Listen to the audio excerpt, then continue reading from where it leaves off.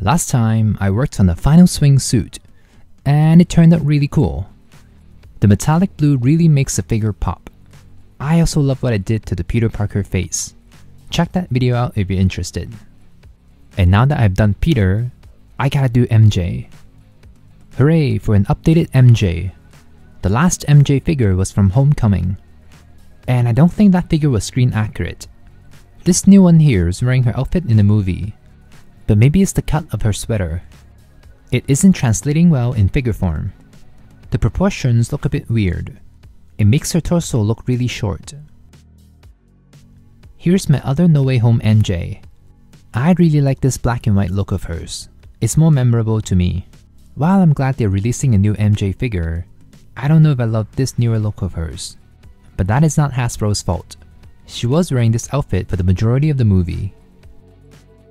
Let's deconstruct this figure. There's an FAQ on the paint and brushes I use in the description box below. Overall, I don't think this is that great of a figure.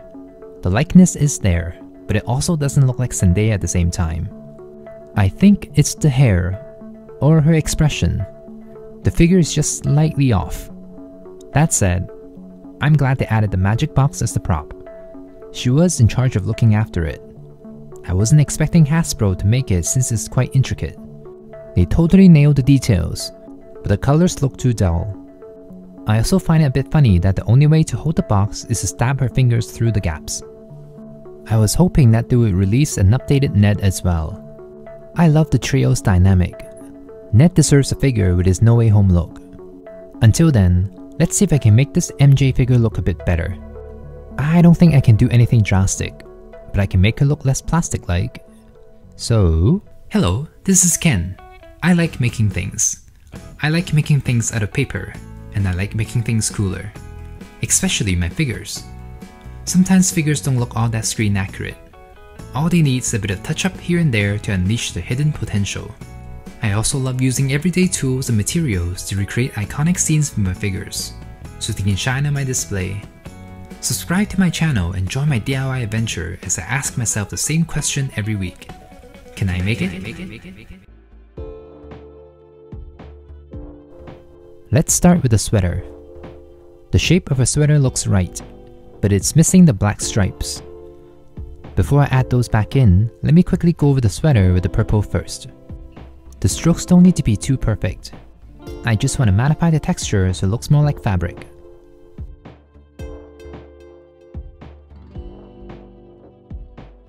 Alright, time to add the black stripes.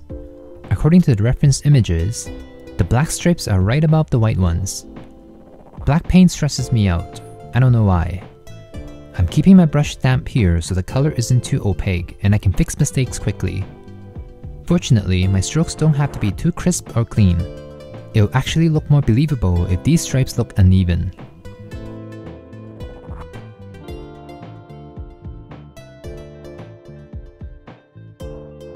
Okay, last but not least, the white stripes.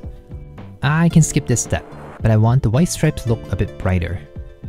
But instead of doing a swiping motion, I'm gonna dab the paint on instead, to imitate the wool texture.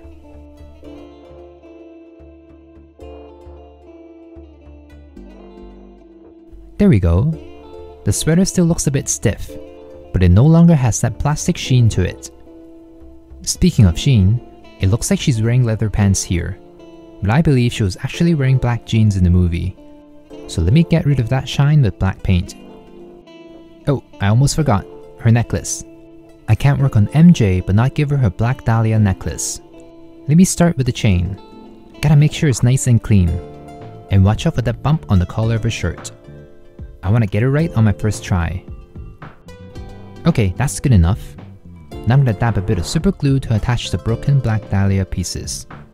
I made the Black Dahlia off screen. It's just painted air dry clay held together by super glue. I did this for my other MJ figure too, but the petals were a bit too chunky last time. This time I try to make them as tiny as possible. On to MJ's face. This head sculpt isn't bad. She looks like Zendaya in certain angles, but not so much straight on. I can't tell exactly why yet. I think it's the hair. Zendaya has a distinct hairline. It is quite soft and rounded.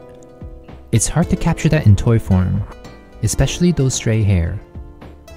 I find her skin tone to lean a bit too yellow, so I'm gonna add a bit of red to her face. But I gotta be careful and not overdo it. Gotta keep it natural. As for her hair, I'm gonna try and soften the hairline a bit.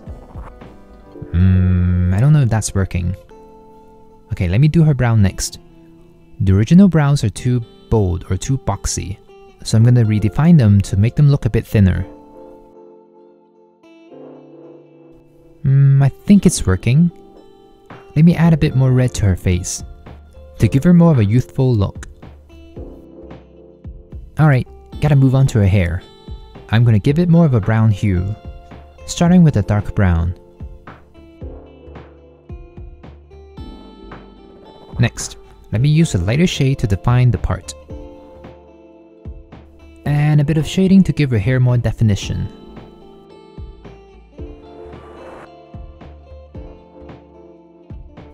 Just some final touches with the lighter brown to bring out the details.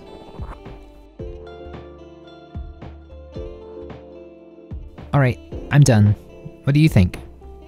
It does look more like Zendaya when I compare it to the original, but something still looks off.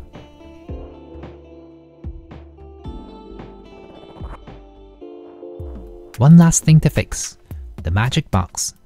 I can never remember or say its actual name. Props to Hasbro. I wasn't expecting them to add all the details. Every side is unique, and they even included the contain spell in the center.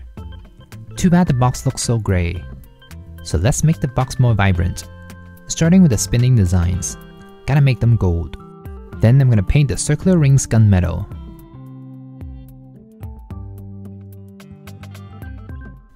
And finally, go over the box with the metallic green. I'm only applying one coat of the paint to keep the colors sheer, to retain this ancient artifact-like aesthetic. Oh, I realized I can stab it with a toothpick instead of holding it with my hand. That makes it so much easier. I added a bit more gold details at the corners, and I'm gonna seal everything with a glossy varnish.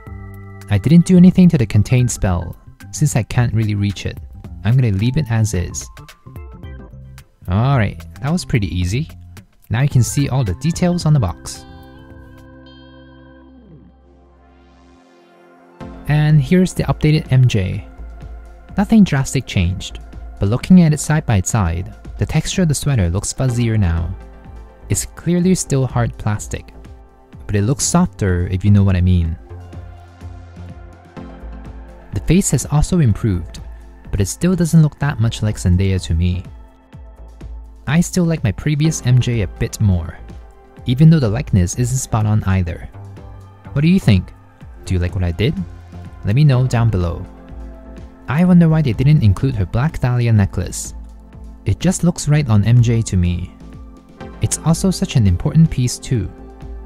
From a visual perspective, our eyes tend to look at the lighter colors first. So in this instance, our eyes are drawn straight to her collarbone area, or her white shirt. So it's kinda strange that they didn't include her necklace. It just completes her look, you know? And I think I nailed it.